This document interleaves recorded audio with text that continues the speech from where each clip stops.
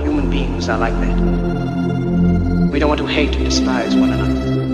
In this world there's room for everyone, and the good earth is rich and can provide for everyone. But we have lost the way. Greed has poisoned men's souls, has barricaded the world with hate, has goose-stepped us into misery and bloodshed. We have developed speed, but we have shut ourselves in. Machinery that gives abundance has left us in want. Our knowledge has made us cynical, our cleverness hard and unkind. We think too much and feel too little. More than machinery, we need humanity. More than cleverness, we need kindness.